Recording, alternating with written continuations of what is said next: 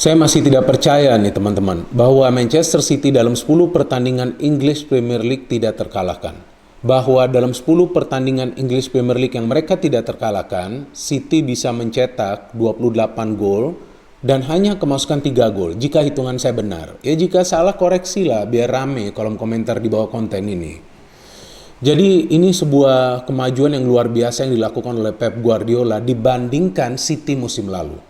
Karena City musim lalu kita tahu tidak konsisten, bisa kehilangan poin pada saat di atas kertas sebetulnya tim ini mampu meraih kemenangan dalam pertandingan tersebut. Tapi sejauh ini setelah bermain sebanyak 24 kali di English Premier League, City menjadi tim yang tangguh. Tim yang tangguh itu apa maksudnya? Tim yang tangguh itu berarti tim yang punya keseimbangan dalam urusan menyerang, mencetak gol, dan juga dalam urusan bertahan, menahan gempuran dari para pemain tim lawan dan juga meminimalisir kesalahan yang terjadi di lini pertahanan, pada akhirnya mencegah tim lawan untuk mencetak gol. Kalau mau cetak gol boleh ya, tapi jangan lebih dari 1. Maka itu dalam 3 gol yang City kemasukan dalam 10 pertandingan terakhir English Premier League, saya hanya fokus di English Premier League, mereka kemasukan gol 3 kali tapi hanya 1 gol dalam 1 pertandingan. Jika saya tidak salah ya, atau jika saya tidak lupa tuh lawan Chelsea, kemudian lawan Liverpool, dan sekarang ini kan lawan Everton. Dan yang menarik lagi, ya ini dia nih, para pemain City ini juga paling sering dilanggar nih. Itu yang saya perhatikan dan saya hitung. Maka itu mereka juga cukup lumayan lah ya dapat penalti. Bahkan dalam 2 pertandingan terakhir Premier League sebelum lawan Everton ini, kan City juga mendapatkan penalti. Ya satu di convert oleh Rodri lawan Tottenham, sebelumnya Gundogan miss. Tapi apakah ada pemain yang cedera atau tidak di City? Ada kan, banyak. Silih berganti cedera. Gundogan saja tidak bisa bermain di game ini, tapi City tetap bisa perform. Kenapa? Karena sejak musim lalu Pep sudah sering melakukan rotasi di line up. Artinya musim lalu itu adalah musim di mana Pep mencoba untuk mengintegrasikan para pemain-pemain baru atau pemain-pemain muda untuk lebih sering ditampilkan, dan sekarang ia memberikan kesempatan yang lebih banyak lagi. Buktinya Foden bermain lebih baik lagi musim ini. Dan ia lebih banyak mendapatkan kesempatan untuk bermain dan ia cukup banyak mencetak gol. Dan jika saya perhatikan pada saat Foden mencetak gol, ya kayaknya City menjadi tim yang selalu menang ya. Ya coba deh teman-teman melihat dinamika ini benar atau tidak, saya tulis ya kan, atau ketik di kolom komentar di bawah konten ini, apakah saya benar atau tidak. Ya kalau salah wajar lah ya kan, kapan-kapan kita kan juga bisa lupa. Jadi anyway, coming back to this game, ini adalah game yang krusial bagi Manchester City, karena jika mereka bisa menang, maka jarak mereka dari poin dengan Manchester United dan juga dengan Leicester akan lebih jauh lagi, alias double digit. Dan betul, dengan mereka menang lawan Everton, sekarang perbedaannya adalah 10 poin. Ke bawah lagi ada Chelsea dan West Ham, jika saya tidak salah hitung 14 poin. Ya jauh lagi ke Liverpool sudah out lah ya dari perebutan gelar juara. Sayangnya bagi Everton bahwa di game ini Dominic Calvert-Lewin tidak bisa bermain karena memang ia cedera. Ia sudah mencetak 13 gol sejauh ini di Premier League, dan pada saat ia cedera tentu akan sulit bagi Everton lah untuk mencetak gol. Karena kan sumber gol utama dari Everton adalah dari Dominic Calvert-Lewin, walaupun ia adalah striker yang juga bisa memanfaatkan bola-bola liar atau rebound. So Richarlison tentu akan sulit sendirian ya berjuang di depan. Tapi ada Sigurdsson. But Sigurdsson sama sekali tidak berkutik di game ini ya, karena memang perannya sudah berbeda nih Sigurdsson. Pada saat James tidak ada, kemudian Dominic Calvert-Lewin juga tidak ada, ya Sigurdsson juga dipaksa untuk bermain lebih ke depan, bukan seperti sebelumnya untuk membagi bola. Digne juga ada, Iwobi mantan pemain Arsenal ya biasa saja sih permainannya di sini. And then dari City kan tadi saya sudah jelaskan pemain-pemain yang absen, tapi kali ini Stones tidak dikasih kesempatan bermain di starter. Laporte dan Ruben Dias. Oke, Walker, Ederson, one of the best goalkeepers in Premier League right now kan. Selain Alisson juga masih salah satu yang terbaik. Jesus ya kan dimainkan sebagai center forward. Sayangnya bahwa Jesus di sini tidak perform ya.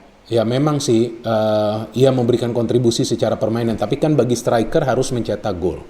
Namun hebatnya City, mereka tidak bergantung pada striker mereka untuk mencetak gol. Siapa saja pemain bisa mencetak gol karena mereka menyerang secara bersamaan, bertahan secara bersamaan. Jadi sulit bagi tim-tim lawan untuk membaca, mengantisipasi pergerakan para pemain mereka. So coming back to the game, Cancelo punya peluang pertama untuk mencetak gol, dan kemudian kita lihat Jesus mendapatkan peluang yang luar biasa bagus setelah bola direbut oleh Rodri.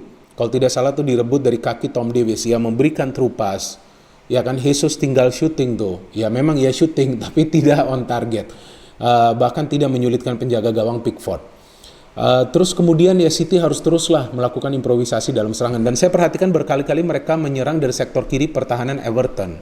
Jadi ini cukup lemah juga nih sektor kiri pertahanan Everton yang ditempati oleh Digne dan juga Godfrey. Dua kali ya, pertama Jesus melewati Digne, hampir memberikan crossing tapi gagal. Kemudian yang kedua Silva, ia akan melakukan pergerakan individu. Ada Keane di dalam kotak penalti. Apakah itu pelanggaran atau tidak? Ya, itu kan ada tangan tuh dari Keane di pundak ke Silva. Ya, saya kira enggak lah ya. Kan Silva sebetulnya juga terjatuh karena kehilangan keseimbangan ya. Tidak ada maksud dari Keane untuk menarik atau menahan pergerakan dari Silva. Jadi ya wajarlah wasit tidak memberikan penalti dari situasi tersebut. Dan saya kira tidak ada kontroversi dalam hal ini. But City focus on their game. Ya, fokus artinya dalam usaha mereka mencetak gol. And out of nothing. Lihat dong bagaimana Mahrez, seorang diri, skillnya. Itu ada 3 pemain Everton loh di depannya. Tapi tidak bisa dibaca pergerakan dari Mahrez dan ia coba memberikan umpan ke tiang jauh. Saya kira ke Jesus bisa disundul oleh Michael Keane jika saya tidak salah. Dan ada Phil Foden menyambar bola liar tersebut dan mencetak gol pertama bagi City di game ini. Padahal teman-teman perhatikan Foden posisinya cukup jauh dari para pemain lain ya, yang sebetulnya ditarget oleh Mahrez untuk menerima umpan dari Mahrez, tapi pergerakannya begitu cepat dan refleksnya begitu baik pada saat ia melihat ada bola liar. Everton perlu memberikan respons dan respons harus diberikan secara cepat. Masa sih mereka mau ketinggalan lagi di babak pertama? Jika mereka tertinggal lagi berarti ya sudah selesai lah game bagi Everton, kan sulit untuk comeback lawan City. Tapi mereka tidak bisa membangun serangan dengan rapi karena di tengah sudah diputus oleh Rodri atau juga Ruben Dias yang naik cukup jauh ya untuk melakukan high pressure. Dan akhirnya mereka bisa mencetak gol, tapi saya kira itu adalah lucky goal juga sih yang dicetak oleh Richarlison karena memang sebetulnya Digne coba untuk shooting atau mungkin crossing ya, saya juga tidak paham, terkena tiang dan di sana aja Richarlison hanya memberikan sentuhan dengan lututnya untuk mencetak gol secara tidak sengaja juga saya kira. Oke, 1-1 ya, tapi saya tidak meragukan City. Saya nonton game ini, seru banget sih game ini. Serunya karena Everton mencoba untuk menyerang tapi gagal terus, tapi City menyerang terus. Dan menarik loh, menyaksikan permainan City. Indah banget nih permainan mereka. 1-2 time passing, mereka sudah bisa membuka pertahanan dari Everton. And then the goal that has been scored by Mahrez is world class. Kenapa world class? Perlu juga dilihat kerjasama di antara para pemain City sebelum gol ini bisa dicetak oleh Mahrez. Walker memberikan bola ke Silva, betul kan? Tapi Silva melakukan pergerakan pada saat tidak ada pemain lain yang berada di ruang yang terbuka untuk menerima umpan mungkin jika Silva memberikan umpan. Tapi Mahrez yang sebetulnya posisinya jauh dari Silva melakukan pergerakan yang cepat. Pergerakan tanpa bola ini kan penting.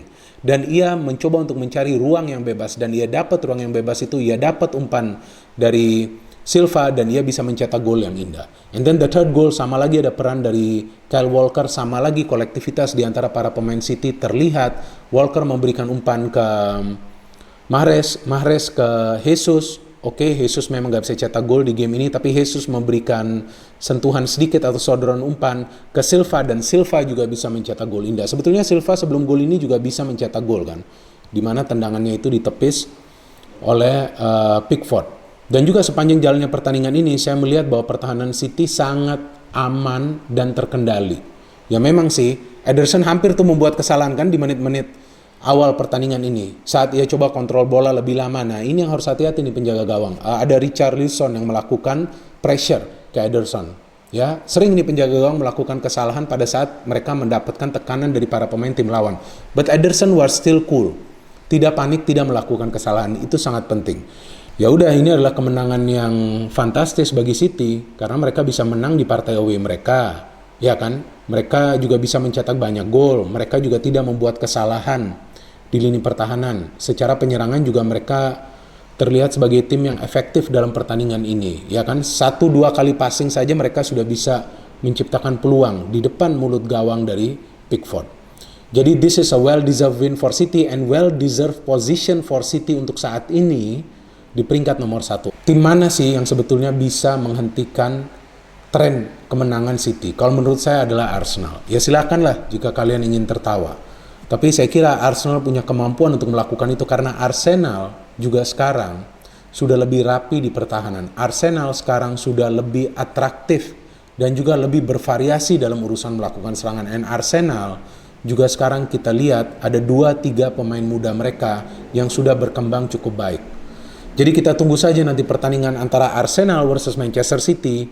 Semoga saya bisa membuat konten tentang preview dari pertandingan tersebut.